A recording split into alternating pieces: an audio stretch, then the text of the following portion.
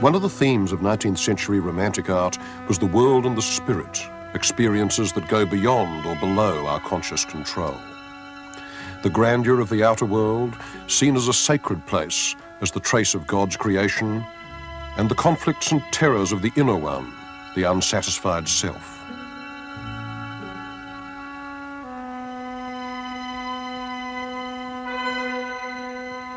The search for these precarious images of man and nature was one of the great projects that the 19th century bequeathed to modernism.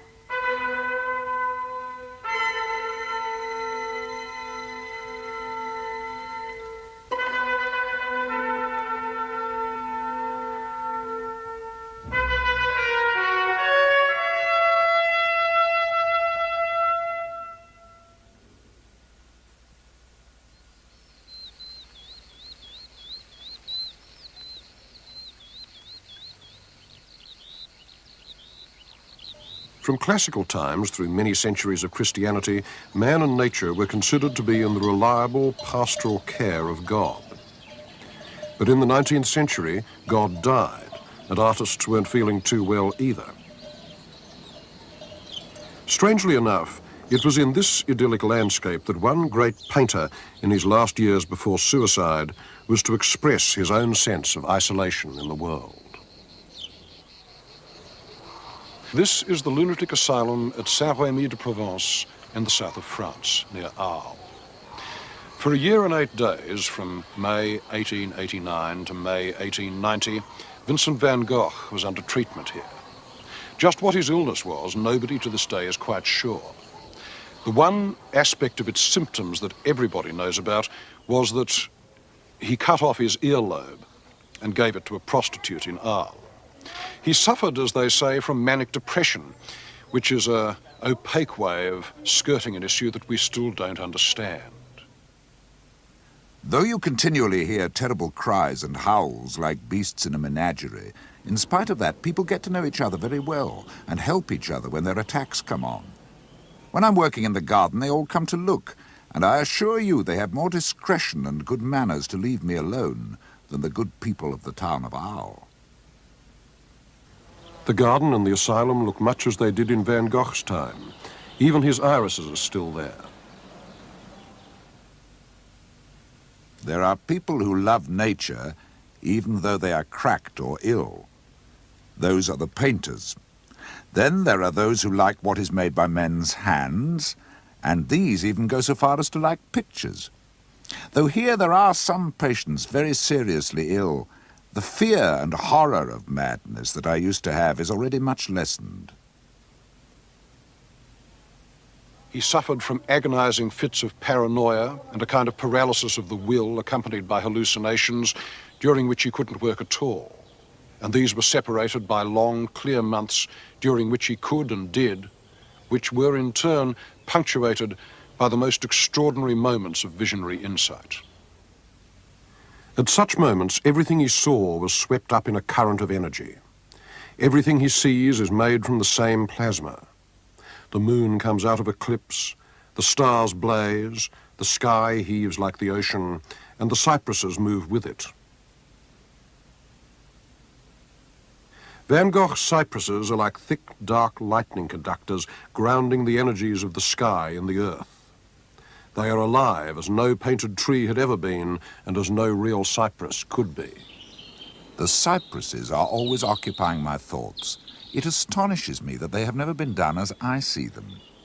The cypress is as beautiful in line and proportion as an Egyptian obelisk, a splash of black in a sunny landscape. Just outside the asylum walls, you can walk in Van Gogh's olive grove and measure the way that he changed it, inventing the form of the dry grasses and the flickering blue shadows on them, and turning the olive trunks themselves into shapes like human bodies, grown old and arthritic with work. Again, the continuous field of energy, pouring through the light, rising from the ground, solidifying in the trunks. You can see his landscapes motif by motif, without necessarily seeing what he saw. But Van Gogh's sense of a power behind the natural world was so strong that once you have seen the paintings, you have no choice but to see the real places in terms of them.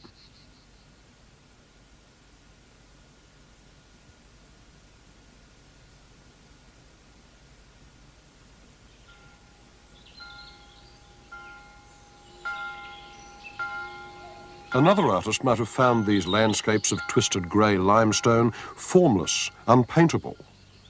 What Van Gogh found in them was a perfect unity between the shapes of those strangely distorted rocks, their fierce plasticity, and the details within them, the grain of the rock, how it's scooped and veined, how it resembles the grain of old olive roots, silvery grey too, how the far shape is echoed in the close detail, and how both accord with the sharp linear strokes of his brush.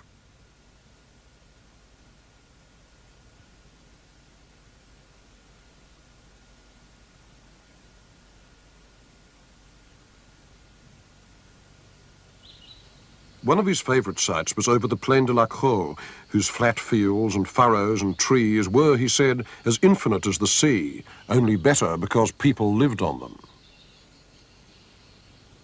To draw them, he used an amazing range of notation, every shape suggested by a different dot or stroke or squiggle, everything seen, nothing generalised about. Few drawings have this richness of surface. It feels as though the life of the landscape is bursting through the paper, so that the brown ink becomes almost as eloquent as the colour in his paintings.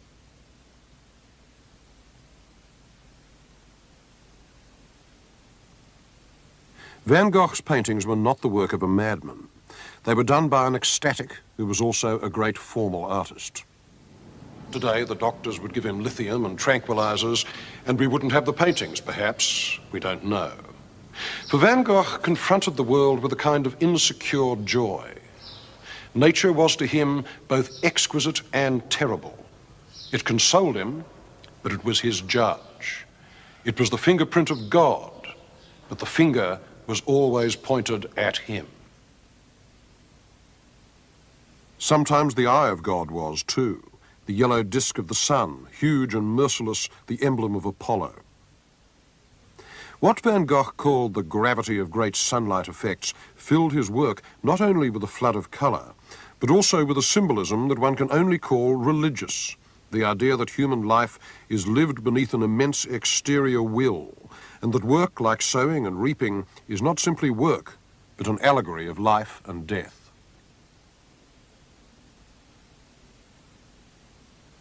I saw in this reaper, a vague figure struggling like a devil in great heat to finish his task, I saw then in it the image of death, in the sense that humanity would be the wheat one reaps. So it is, if you like, the opposite of the sower I had tried before. I find it strange that I saw like this through the iron bars of a cell. Such things did not come by chance. Van Gogh knew what he was looking for when he came south, and of course he found it, bringing the high spiritual ambitions of a northern romantic from Holland into a landscape of the senses. He went there, he wrote, "Because not only in Africa, but from Arles onward, you are bound to find beautiful contrasts of red and green, of blue and orange, of sulphur and lilac. And all true colourists must come to this, must admit that there is another kind of colour than that of the north." There was, and he fixed it, as no artist has done before or since.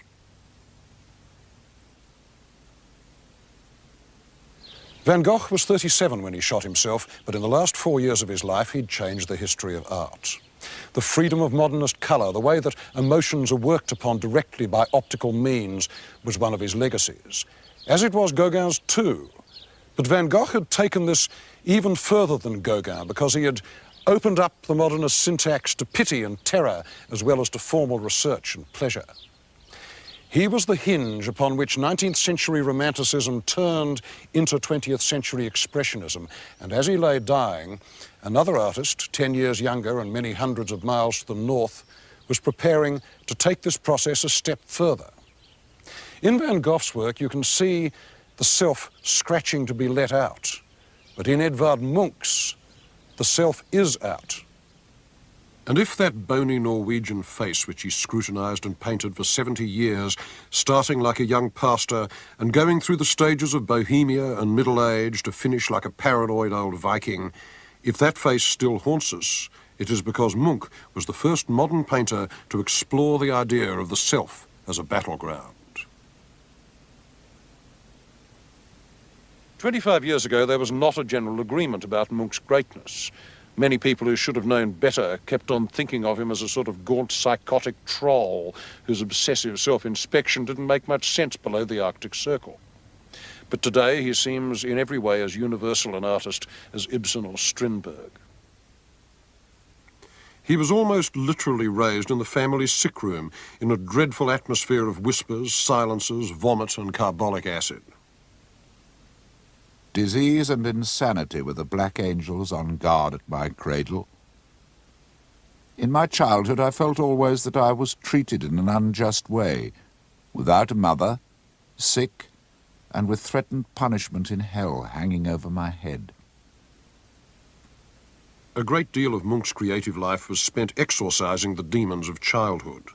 The sick room, the praying faces, the small twisting hands of anxious women, the terrible apprehension that went with Munch's use of illness as a central metaphor of visionary insight, these surface in the paintings over and over again.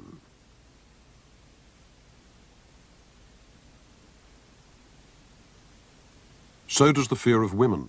Munch thought that they were vampires, forces and not social beings. They meant jealousy, misery, tension and the loss of precious bodily fluids. He imagined love as the losing struggle of the male against the female mantis. He felt that men only had two choices, to be castrated by a femme fatale or get rejected by a virgin. This painting, Puberty, carries the clearest of messages. Sex is ominous and hateful. Munch's work oscillated between fantasies of rape and visions of woman as an invincible devourer. In his Madonna, you can almost see the feet sticking out of her mouth.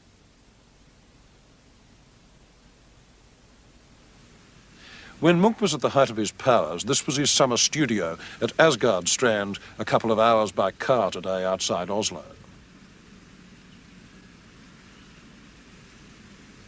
Before Van Gogh, cypresses were just trees.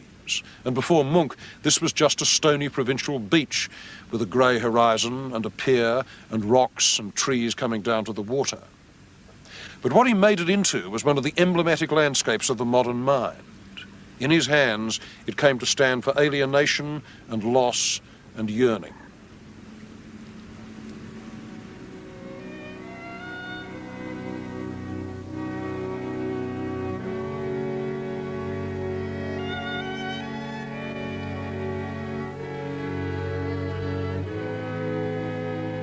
My whole life has been spent walking by the side of a bottomless chasm, jumping from stone to stone.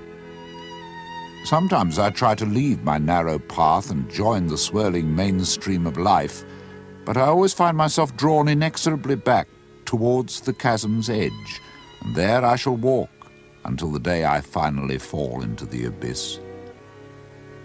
For as long as I can remember, I have suffered from a deep feeling of anxiety which I have tried to express in my art. Without anxiety and illness, I should have been like a ship without a rudder. Munch was one of the fathers of Expressionism, which was less a style or a unified movement than an attitude of mind. The idea that reality was so distant and somehow ungraspable that great leaps of emotion must bridge the gap, and that the only secure point in a hostile or indifferent world was the artist's self.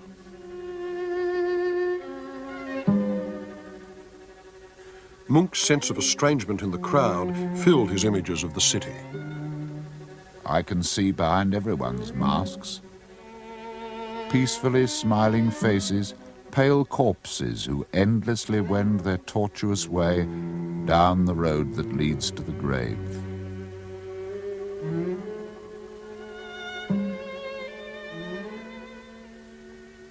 This feeling of anxiety and helplessness in the face of big cities was not confined to Munch or to Oslo. Since the mid-19th century, the image of the metropolis as the devourer of souls, a place of lonely crowds and artificial distractions, had been seeping into art and poetry. Soon it would be the main backdrop for European culture. Charles Baudelaire addressed Paris as his ant-swarming city, city full of dreams where in broad day the spectre tugs your sleeve.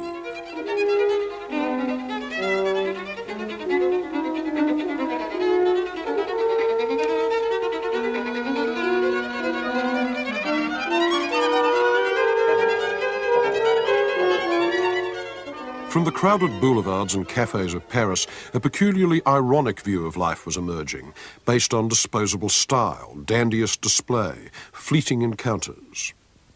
The grimy eddies of social mixture replaced the ordered pyramid of rural France, and they found their painter in Henri de Toulouse-Lautrec. In Lautrec's scenes of low life at the Moulin Rouge, the face literally becomes the mask.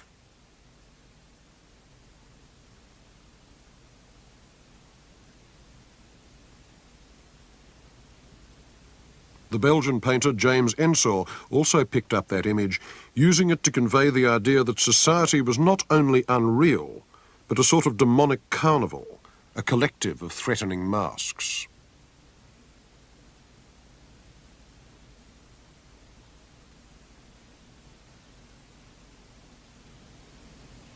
Art is less spontaneous than we think, and there is no such thing as serious art without a formal language. But the question was, where did one go for the language of extreme emotion, the human shapes of loss and fright? Actors? Medical textbooks? Where? Well, curiously enough, one of the solutions that Munch found would seem to have been archaeology. The cultures that Spain had destroyed in South America in the 16th century were beginning to acquire a certain amount of popular glamour in Paris in the late 19th. Incas, gold, lost cities in the jungle, all that kind of thing. Now, one of the minor sensations of the great Paris exposition of 1889 was this Inca mummy, which had been dug up in Peru. It was buried in the fetal position, which is to us, I don't know about the Incas, the archetypal emblem of fright and the desire for security. Paul Gauguin saw it at the exposition, and he was so moved by it that he copied it. Munch was also very moved by it. And so it is to this withered fetus that used to be a man that we owe probably the most famous image of neurosis in the history of art, the scream. I stopped and leaned against the railing, half dead with fatigue. Over the grey-blue fjord, the clouds hung, red as blood and tongues of flame. Alone and trembling with fear, I experienced nature's great scream.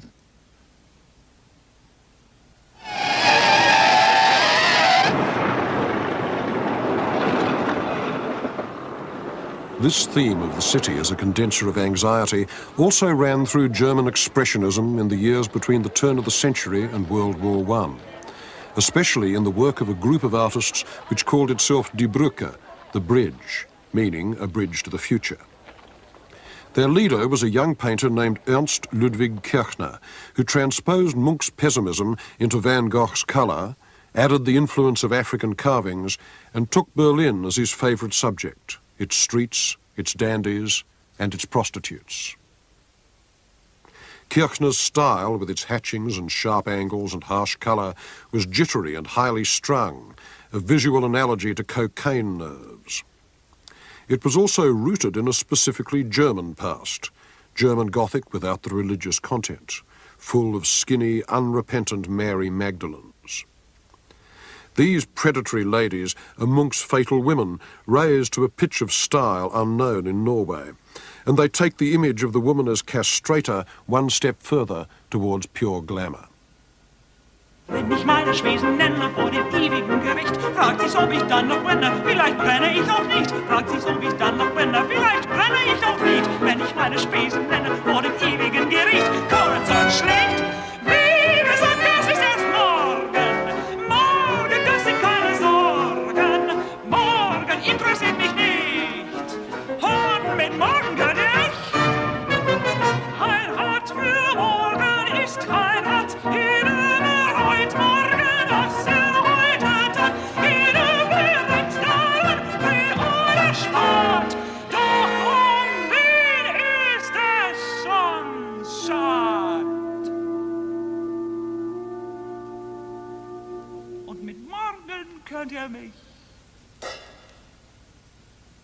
In pre-war Vienna, the leading expressionist was the painter and playwright Oskar Kokoschka, whose early work, including his self-portraits, was more Baroque than Gothic. High-strung, elaborate, switching between elation and misery. They came out of the same milieu as Freud and Schoenberg, that brief moment when Vienna, in the decay of its empire, was one of the capitals of introspective modernism. Kokoschka lived to 1980, and in his 60s he talked about his ambitions as a painter. Life is so short, and I want to squeeze every bit out of life. Like to live in the light, to live under the sun. It's such a great gift. We forget it today. I'm not a spectator. It's not the vedute I want to paint. It's like an opera. You can see what happens out of it. I want to participate. I identify myself with the object. And therefore, as much in midst of life I want to be. I am an aspire here. I'm far away. I'm not here and sitting onlooker, patient onlooker. I'm but active. The landscape is not so much different for me from a face. I wander in a face, I wander in a landscape. I'm a wanderer. I can't stay stiff and admire. I have to do something. I have to mix it up with myself. In the twisting hands and strained faces of Kokoschka's portraits, the artist becomes the sitter's accomplice, not by giving him or her a socially useful mask, but by admitting a shared neurosis, a kind of mutual outsidership.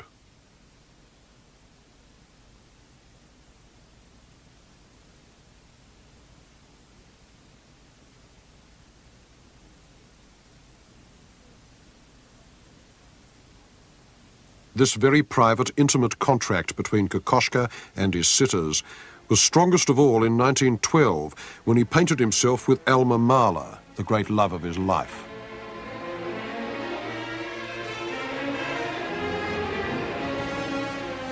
His affair with Mahler's widow also inspired Kokoschka to paint what is still the key image of expressionist love, the Tempest.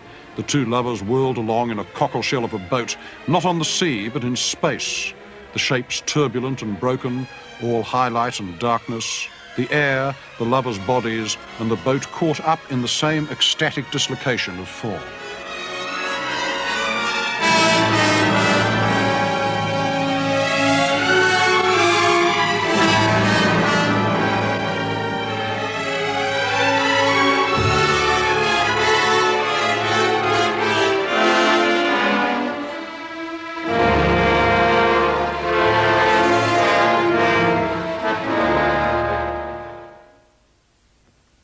The chief expressionist in France was a Polish Jew named Chaim Soutine.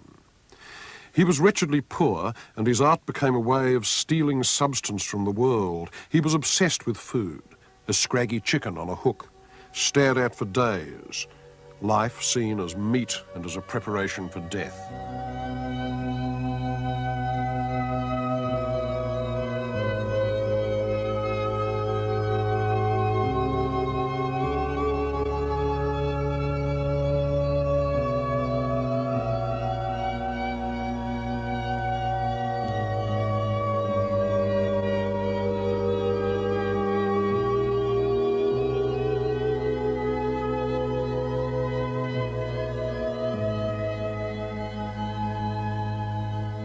Soutine could give the carcass of an ox the pathos of a crucifixion.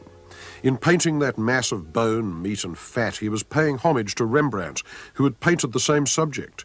But Soutine gave it an even more intense carnality, as though the thick paint itself were also a paste of meat smeared on the canvas.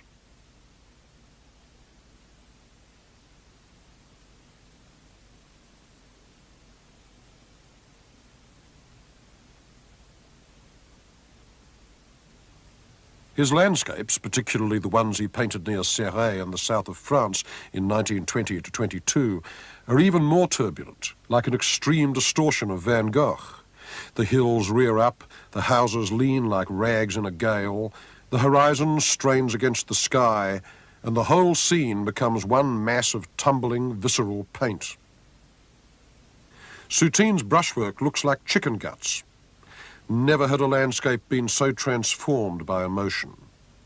The violence of the paint predicts the violence that would later surface in American abstract painting, but the images are still concrete.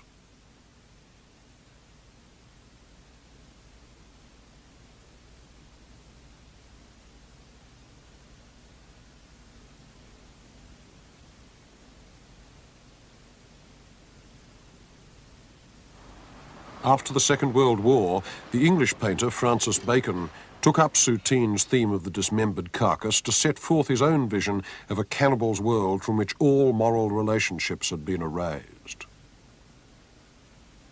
I have tried to be as realistic in my way as I can be.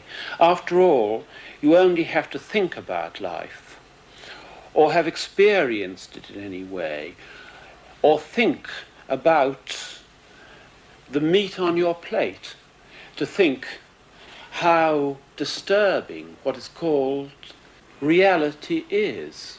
And we are nearly, everybody lives their life screened from it. And if my pictures seem to give over a kind of sense of violence or mortality, it's only in my attempt to be as realistic as I can. Mind you, when you talk about realism, I can only paint for myself. I don't paint for anybody else but for myself, because you can't. You try to bring the thing back onto your own nervous system in its most poignant form. In Bacon, the ideal body of classical art is dismissed. The nude becomes a two-legged animal with addictions.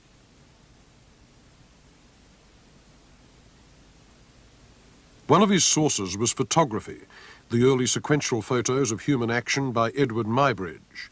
In Muybridge's book Animal Locomotion, the naked body is studied with perfect detachment as a machine.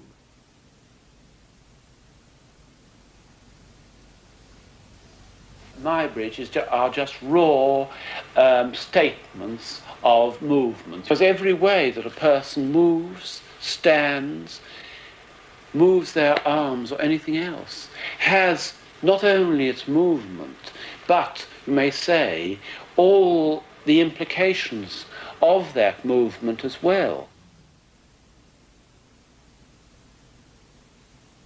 In Bacon's paintings, all sexuality is turned into violence, a sort of dog-like grappling in closed rooms whose furnishings you can't identify. The bed suggests a cage or an operating table. The walls and floor are the colour of bad motels. Yet the fragments of a tradition lurk behind the images, and one of Bacon's obsessive emblems was Velasquez's portrait of Pope Innocent X. I was particularly obsessed by Velasquez's painting of the Pope, and I was at the same time very interested by Eisenstein's photograph in Potemkin of the nurse.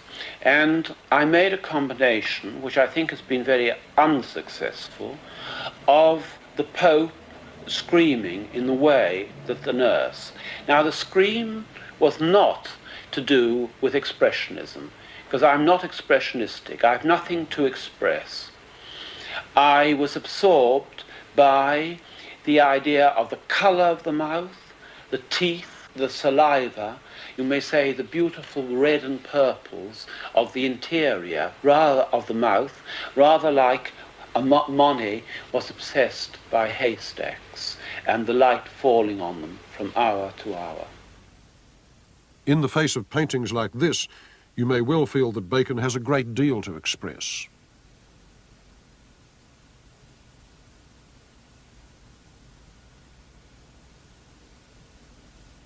The other important painter of the disquieting human figure in the 50s was a Dutchman who had emigrated to America, Willem de Kooning.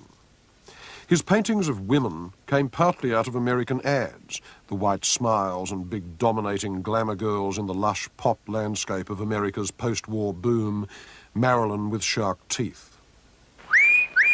Hey, hey. Hey, Susie Q, what's cooking with you? Your teeth look whiter than new. My teeth aren't new, but my toothpaste is new Pepsodent. Get with it, kids. New package, new flavor, new formula, too, means brighter smiles for me and you. You'll wonder where the yellow went when you brush your teeth with Pepsodent. Got the message? Like Kirchner's and Munch's, de Kooning's women are about anxiety.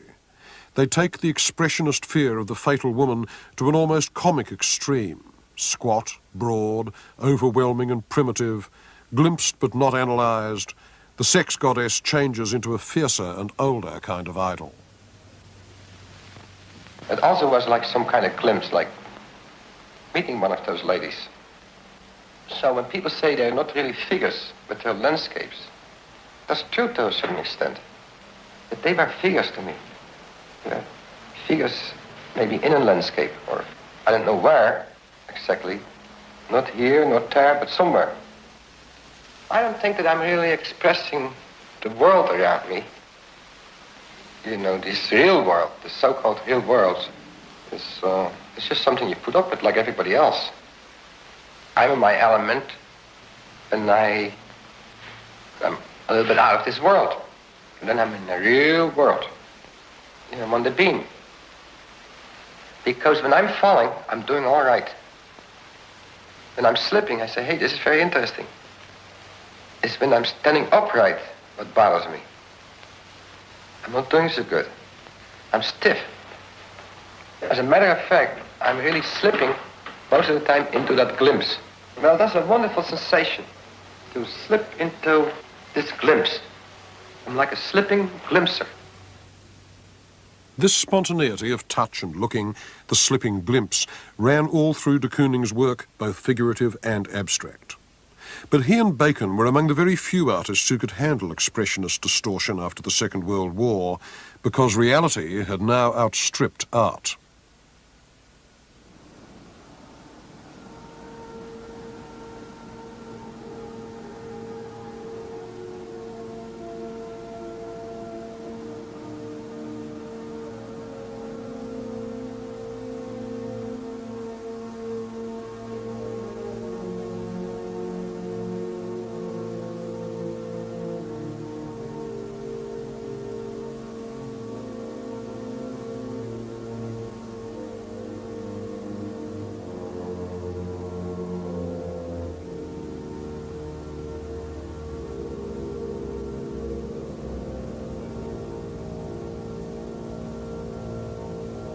By the end of the war, the entire world knew what had been done in the death camps of Nazi Germany, and there was no testimony that art could give that could rival the evidence of the photograph.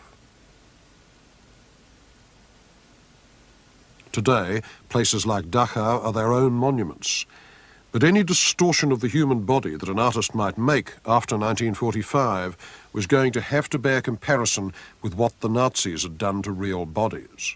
And very few expressionist paintings could stand this strain. Here, photography was enough.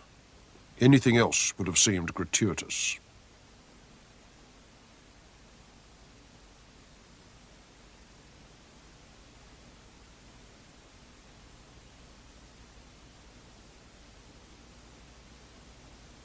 In the face of this, there seemed to be very little that art could say. What we understand about the Holocaust we get from writing and photography. But art had very little to contribute, almost nothing of importance. The effects of this failure are still with us, because after the war there were very few people who believed that art could carry the burden of major social meanings anymore. There would be no more Goyas and Courbets.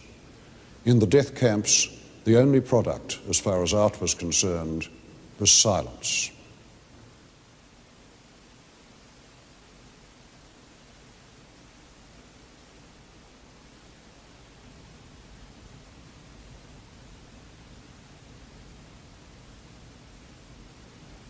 Beside these horrors, there were only two sources of uncontaminated images open to art. One was complete abstraction, the other was the natural world, and artists had been combining and recombining these for 30 years.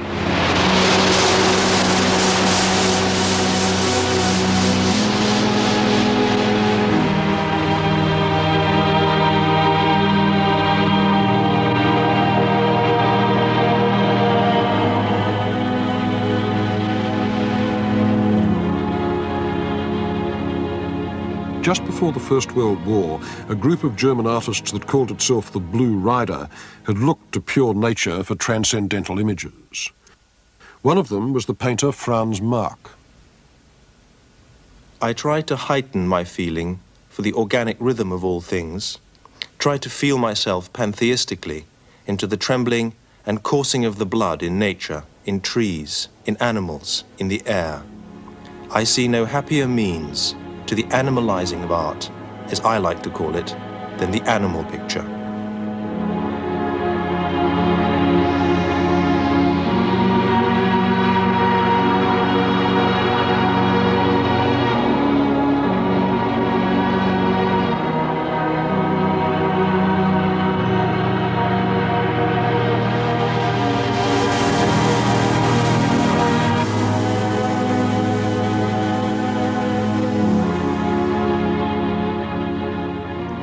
Very early in life, I already found man ugly, and animals seemed to me cleaner and more beautiful. But even in them, I discovered much that was unacceptable and ugly, so that my art instinctively, and out of inner compulsion, became increasingly schematic and abstract. Marc wrote that from the trenches in 1915. By then, he believed that abstraction was the only route to spiritual knowledge, and certainly it seems to have had a prophetic quality for him. In 1914, he painted this image called Forms in Battle. 2 years later, at the age of 36, he was killed at the Battle of Verdun.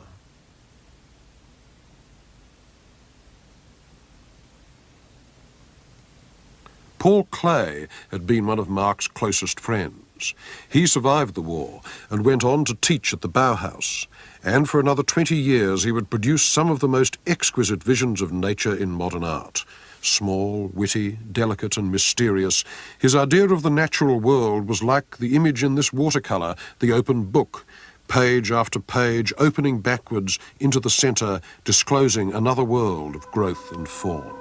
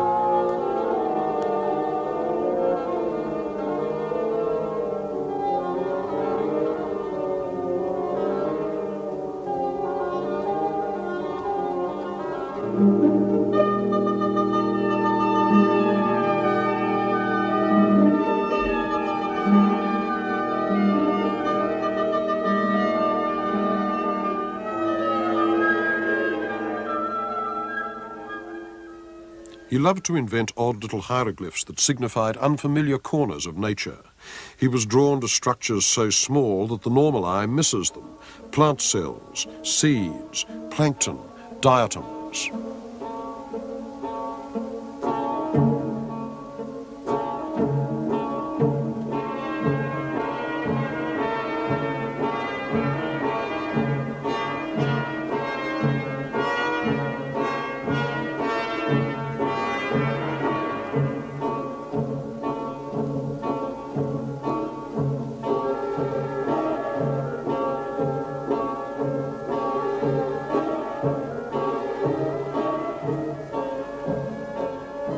He loved whimsy and the grotesque, as long as they weren't too scary.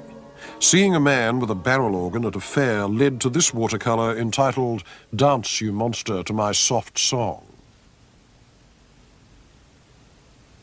But for all its waywardness, Klee's imagination was connected to deep strands in German Romantic art, a vision of nature as sacramental, a gift of God, mysterious and benevolent.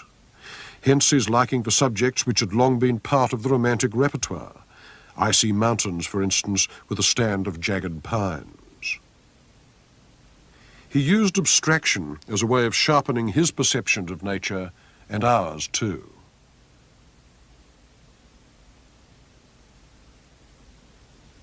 In fact, the central theme of Klay's work, to which his watercolours and paintings return over and over again, is the Garden of Paradise, all life composed under the eye of natural order.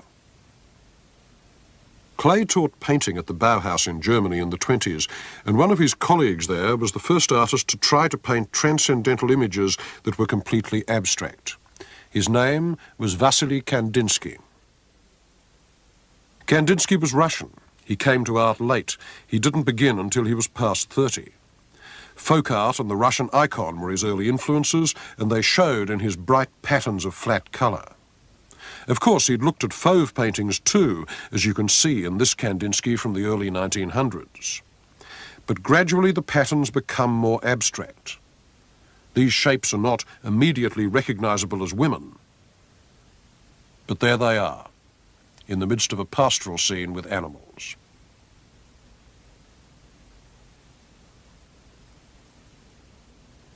In the landscapes he painted at Murnau, near Munich in 1908, the forms are broader and freer, the colour more localised and specific.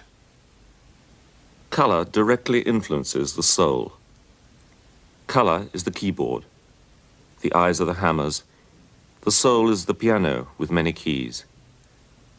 The artist is the hand that plays, touching one key or another, with purpose, to create vibrations.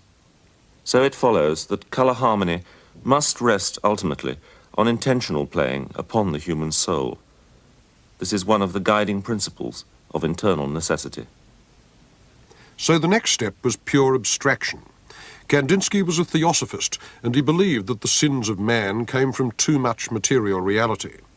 He thought an age of the spirit was coming and was sure the right art for it would be totally abstract, ideal and immaterial.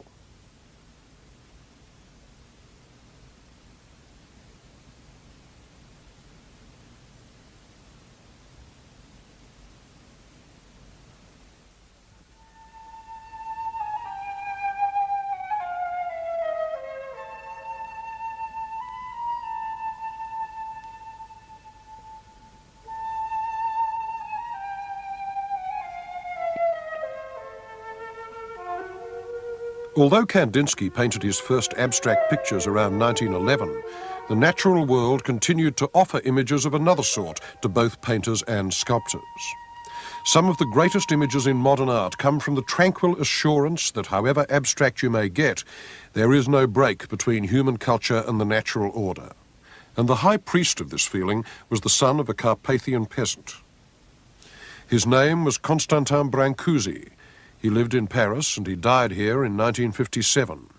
And this was his studio, a place visibly sacred to tools and to the beauty of the marks that they make. Coming out of a strong craft background, Brancusi knew the nature of his substances very well, the qualities of bronze, timber, marble, limestone, plaster.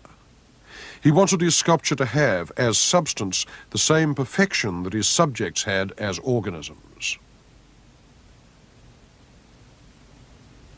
What this rapturous feeling for the skin of materials produced was sculpture that declared itself in mass and in contour and in surface, but not in detail.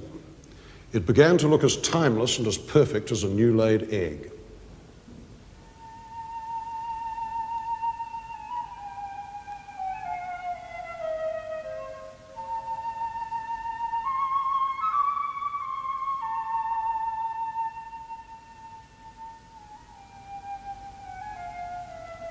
Brancusi wanted to find the most compressed form that still contained the subject. Not geometrical, always organic, like this stone fish, whose shape makes you see it slipping through layers of water. Or the minimum form repeated, as in his endless columns, composed of units that in theory could keep going up forever. In every piece, the tightest possible image.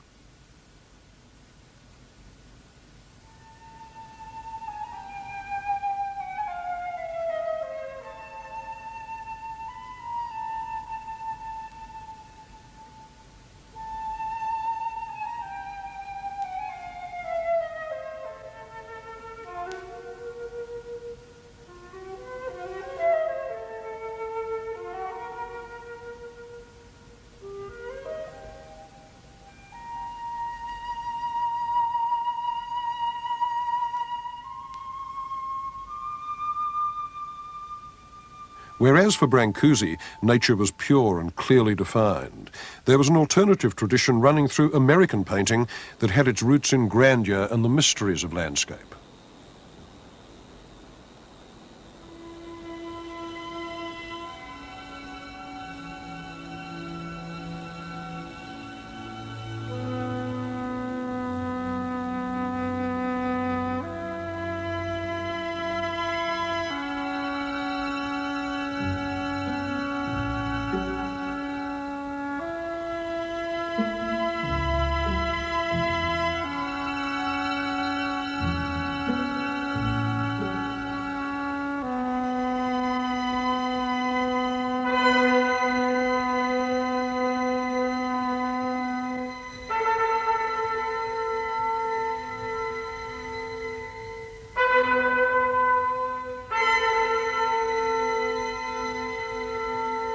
In the 19th century, the Grand Canyon of the Colorado River had come to typify what the American wilderness meant to artists. It represented the designs of God, his unedited manuscript.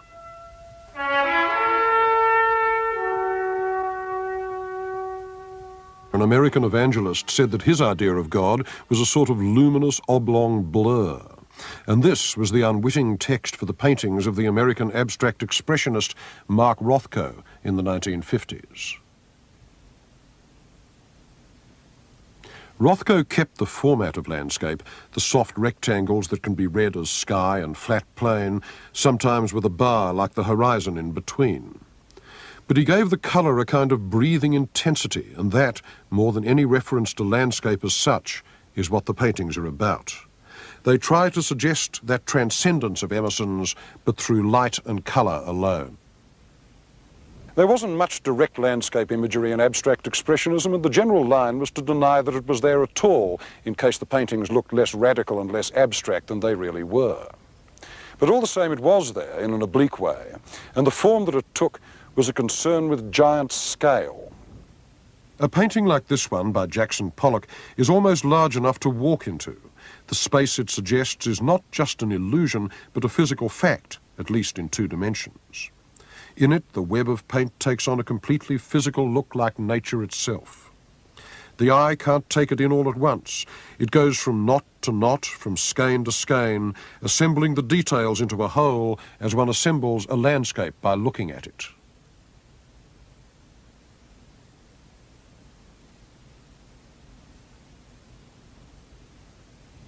Now, abstract expressionism was less the creation of cowboys, but of New York Jews. All the same, space itself, radiant, optimistic, endless, was very much an American myth, and it was bound to affect them in some degree or another. And on Jackson Pollock, who was not a migrant's son, but a Native American from the western states, its effect was very large indeed. Pollock was the first American artist to influence the course of world art. For the last 10 years of his life, until he died in a car crash in 1956, he lived and worked on Long Island outside New York. My painting is direct. I usually paint on the floor. I enjoy working on a large canvas. I feel more at home, more at ease in a big area. Having the canvas on the floor, I feel nearer, more a part of the painting. This way I can walk around it, work from all 4 sides, and be in the painting, similar to the Indian sand painters of the West. Sometimes I use a brush, but often prefer using a stick. Sometimes I pour the paint straight out of the can. I like to use a dripping fluid paint. A method of painting is the natural growth out of a need. I want to express my feelings rather than illustrate them. Pollock's drip technique used to be treated as a joke, as though he were out of control. But he wasn't. The drips of paint were spontaneous, but they fell just where he wanted them, building the surface into a web of skeins and subtle energies working across the whole canvas. Pollock once declared that he wanted to become nature. What did he mean? That he wanted to work parallel with its variety, its unpredictability, and above all, its vitality. He had a very light hand. Sometimes, as in Blue Poles, you might be looking at a sort of abstract Tiepolo, the same kind of airy, light and sprightly drawing. This nervous energy of Pollock's, expanding under strict control, seems to refute the picture of him as a rip-roaring wildcatter from Middle America. Only intelligence, allied to a deep sense of the natural world, can produce work like this.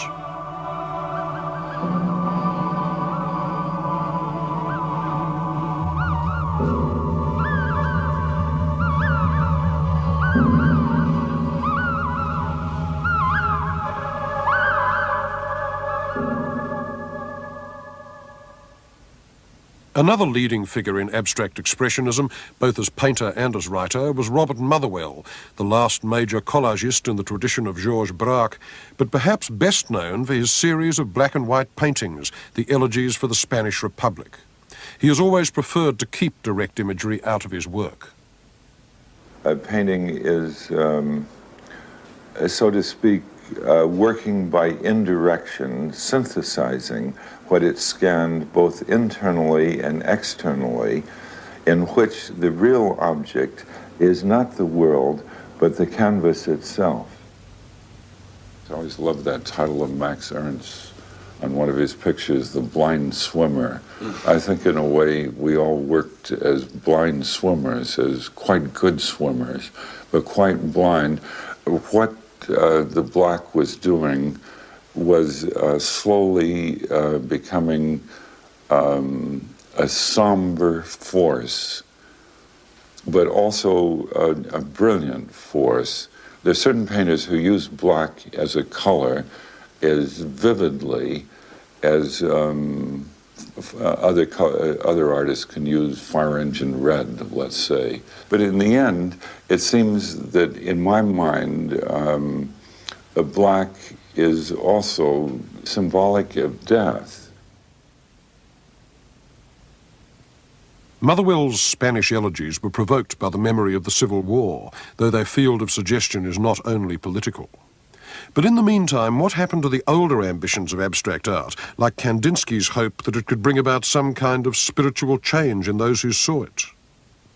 The last religious commission given to a major artist is actually in America. It's here in Houston, Texas, where the de Menil family built a non-denominational chapel, a space for contemplation. They also commissioned the abstract expressionist Mark Rothko to do paintings for it. This was in 1964, and they were installed, finished, in 1971, a year after his death.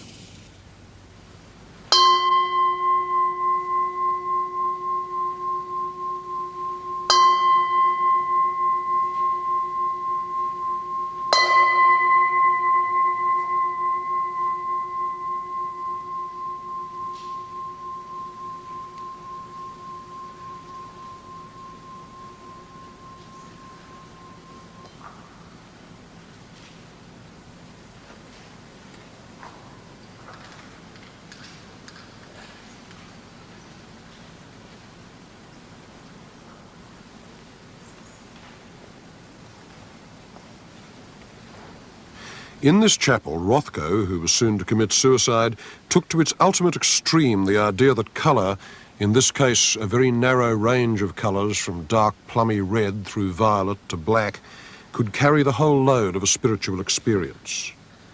This is truly the last silence of Romanticism.